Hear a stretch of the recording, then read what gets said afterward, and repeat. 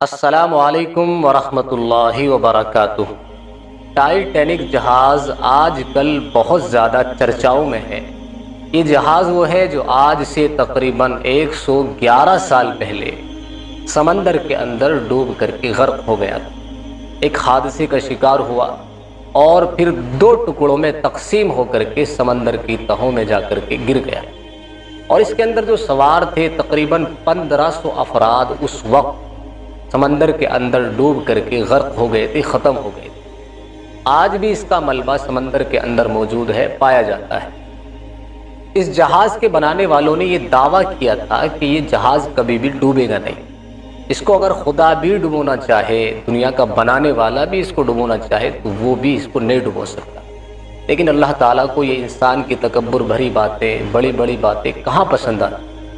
اللہ تعالیٰ کے سامنے جس نے بھی غرور کا سر اونچا کیا ہے، تکبر کیا ہے، اللہ نے اس کے غرور میں اس کو خاک کے اندر ملا دیا۔ اور اس واقعے کے اندر بھی ہمیں یہی سبق ملتا ہے، یہی درس ملتا ہے۔ بتانے والے بتاتے ہیں کہ اس کے مالک نے دعویٰ کیا تھا کہ یہ کبھی بھی ڈوبے گا نہیں، اس کو خدا بھی ڈبونا چاہے تو یہ نہیں ڈوب سکتا۔ لیکن اللہ تعالیٰ نے پہلی ہی مرتبہ جب وہ سمندر کے اندر اترا اور پہلا اس کا سفر تھا، پہلی ہی مرتبہ وہ حادثے کا شکار ہوا، برف کی ایک چٹان سے ٹکرایا اور 2 حصوں کے اندر تقسیم ہو گیا اور سمندر کی تہوں میں جا گرا۔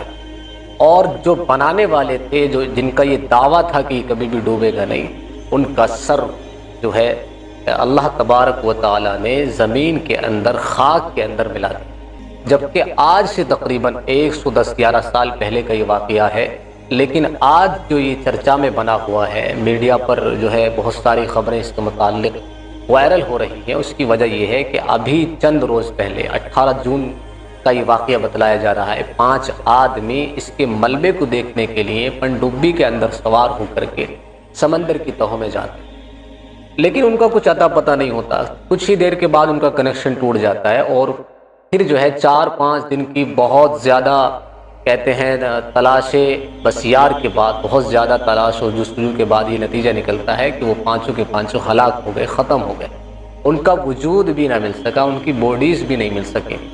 لیکن حیرت اور حیرانی والی بات اس واقعے میں یہ ہے کہ یہ سارے کے سارے لوگ ارب پتی تھے، کروڑ پتی تھے، اور بہت زیادہ پیسہ خرچ کر کے یہ سمندر کی تہوں میں اس جہاز کو دیکھنے کے لیے اترے تھے۔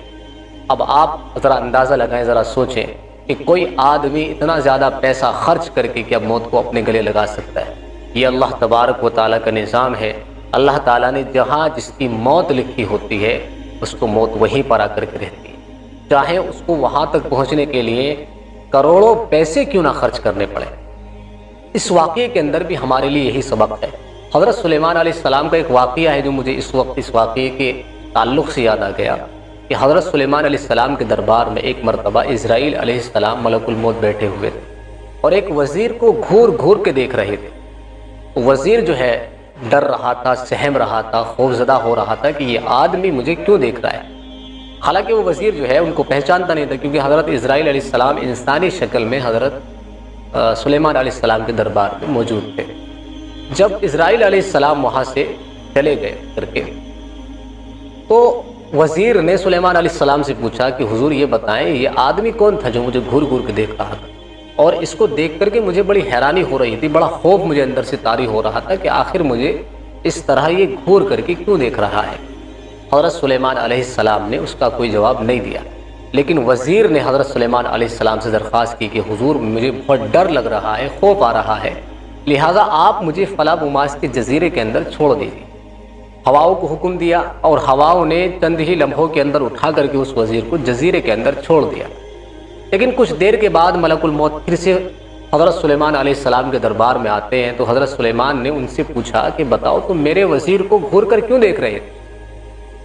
تو ملک الموت نے بتایا حضرت سلیمان علیہ السلام کو کہ میں اس کو حیرانی سے دیکھ رہا تھا کہ یہ یہاں پر بیٹھا ہوا ہے اور اللہ تعالیٰ نے کچھ ہی دیر کے بعد، کچھ ہی لمحوں کے بعد اس کی روح قبض کرنے کا حکم مجھے فلاں جزیرے کے اندر دیا ہے، تو یہاں سے ہزاروں میل دور کے فاصلے پر، تو یہ یہاں کیا بیٹھ کر رہا ہے؟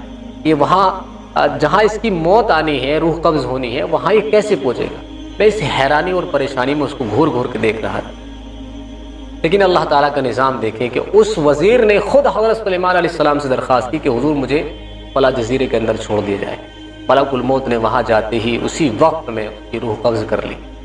تو یہ اللہ کا نظام ہے، اللہ تعالیٰ جب چاہیں جہاں چاہیں جس کی موت لکھ دی ہے وہیں پر آ کر کے وہ رہتی ہے۔ اس واقعے میں بھی ہمیں یہی ملتا ہے، کیا ان عرب پتیوں نے، خرب پتیوں نے یہ سوچا تھا کہ ہماری موت سمندر کی 4000 فٹ نیچے لکھی ہوئی ہے، اتنے 1000 فٹ نیچے جا کر کے ہمیں موت آئے گی؟ کیا ان لوگوں نے اپنی موت کا تصور کیا تھا؟ کیا یہ لوگ سمجھ رہے تھے کہ ہم جو پیسہ خرچ کر کے جا رہے ہیں کروڑوں روپیہ، کیا یہ ہم نے اپنی موت کے موت کا جو ہماری جگہ ہے، ہماری نشانی ہے موت کی، کیا ہم اس جگہ کی طرف جا رہے ہیں؟ کیا انہوں نے سوچا ہوگا؟ نہیں سوچا ہوگا، لیکن اللہ تعالیٰ نے ان کی موت وہیں پر لکھی تھی، وہیں پر آنی تھی، سو ایسا ہو کر